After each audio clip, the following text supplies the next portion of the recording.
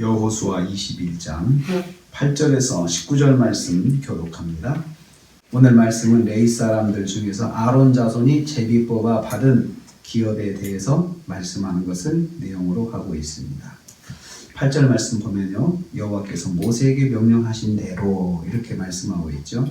레위 지파 중에서 이제 아론의 자손들에게 이제 제비 뽑아서 기업을 주게 되는데요.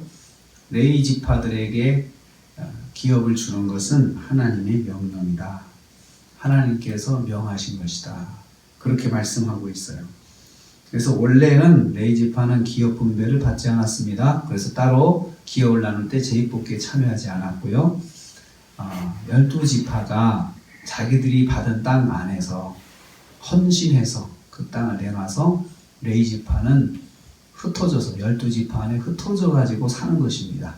살도록 하나님께서 하셨습니다. 그러기 위해서는 지파들이 자기가 받은 땅들을 내놓아야 되는데 그들이 내놓을 때 무엇을 근거로 내놨냐 하면은 하나님께서 말씀하신 것, 하나님의 명령대로 그들이 순종을 했습니다. 그래서 자기들이 가진 땅 중에서 최소한의 목처지와 성읍을 헌신을 해서 레위 지파가 쓸 수 있도록 한 것입니다. 그래서 레위 지파는 원래 기업으로 받은 그 기업의 주인들이 그 땅을 관리하는 가운데 레위 지파가 사용할 수 있는 땅을 또 분배받아 가지고 살게 된 것입니다. 그것을 보면 이 레위 지파의 땅은 원래 공동체가 돌보는 가운데 레위 지파에게 헌신한 것이기 때문에 원래 주인은 그 지파들입니다. 지파들이 자기들 안에 레위 지파의 기업을 돌보면서 그러면서 레위 지파가 살도록 그렇게 허락을 하고 배려를 하는 것입니다. 공동체가 레위 지파의 삶을 돌보는 것입니다. 레위 지파의 삶을 돌보는 것은 공동체의 사명이고 이것은 곧 하나님의 명령이 되는 것입니다. 두 번째로 아론 자손의 제비를 뽑혔습니다. 유다 지파와 시몬 지파와 베냐민 지파가 먼저 자기들의 땅 중에서 일부를 내놨어요.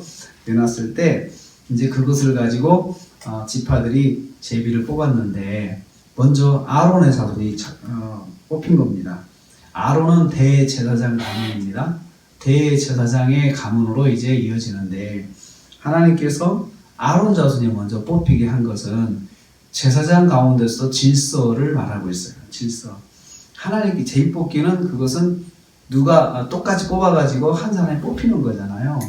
그런데 하나님께서 대제사장 가정이 먼저 뽑게 함으로써 그걸 가지고 말씀하시는 게 있어요. 하나님은 먼저 대제사장 가정이 받도록 함으로 해서 제비는 뽑았지만 제사장 안에서 질서가 있다는 걸 말씀하는 거죠. 대제사장이 먼저다. 그렇게 하신 거죠. 그래서 대제사장 아론의 가정이 먼저 뽑게 해서 그 대제사장이 존중을 받게 하신 거예요. 서로 뽑고 싶을 거 아니에요. 좋은 땅을 나왔을 때. 그런데 하나님께서 그렇게 배려를 하신 것입니다. 대제사장 가정이 먼저 받게 함으로써 공동체가 하나님께서도 대제사장을 중요하게 생각하시는구나, 배려를 해주시는구나, 이것을 깨닫게 하셨습니다. 열세 성읍과 목초지를 주셨다. 이렇게 19절 말씀에 결론적으로 말씀을 합니다. 아론 자손이 받은 목초지의 명단이 쭉 나오는데요. 명단 하나하나를 기록하는 것은 하나님의 말씀이잖아요. 하나님께서 아신다는 것을 말합니다. 하나님께서 아시고 또 하나님께서 배정하셨기 때문에 아시는 거죠. 일일이 그 땅들에 대해서 아신다는 것을 여기서 말씀하고 있어요. 땅을 아신다고 하는 것은 그 땅에 사는 그 아론의 가정의 자녀들의 삶을 다 아신다는 것입니다. 하나님께서 또한 그 땅 하나하나를 잘 알고 계시고 아론 자손의 일상생활을 잘 아시는 것을 말씀하고 있습니다. 그러니까 어떻게 해야 되는 겁니까? 그 안에 살면서 하나님을 의식하고 살아야 된다는 거죠. 하나님이 주셨죠. 그 땅 이름 하나하나를 다 하나님이 아시죠. 또 그 안에서 아론 가정에 살죠. 그러면 하나님께서 다 아신다는 것입니다. 성읍의 이름 하나하나를 하나님이 다 기억하신 것처럼 하나님께서 그 아론 자손의 삶을 하나하나 다 기억하신다는 것입니다. 하나님께서 아론 자손의 생활 공간을 다 제공하시고 그리고 인도를 하신 것이죠. 하나님은 그래서 주의 종의 삶을 일일이 다 아시고 살피십니다. 그리고 그것을 하나님은 여기서 강조를 하고 계십니다. 오늘도 우리가 하루를 삽니다. 그 기업을 받는 것은 하나님의 명령이고 또 하나님께서 주셔야 받는 것입니다. 하나님께서 먼저 또 아신다는 것이죠. 특별히 또 레위 지파는 하나님의 일에 전념하는 주의 종들을 상징하는데 주의 종들이 꼭 기억해야 할 것은 하나님이 아신다는 것입니다. 하나님 나의 삶을 아시고 하나님이 또 기억하시는 것이니 어떻게 해야겠습니까? 하나님을 먼저 만나야 되죠. 어려움이 있을 때 하나님을 찾아야 되죠. 하나님께 찾아가야 되고 하나님께 엎드리는 것이 그것이 당연한 모습이죠. 왜냐하면 오늘 말씀 보니까 하나님이 주셨다라고 했습니다.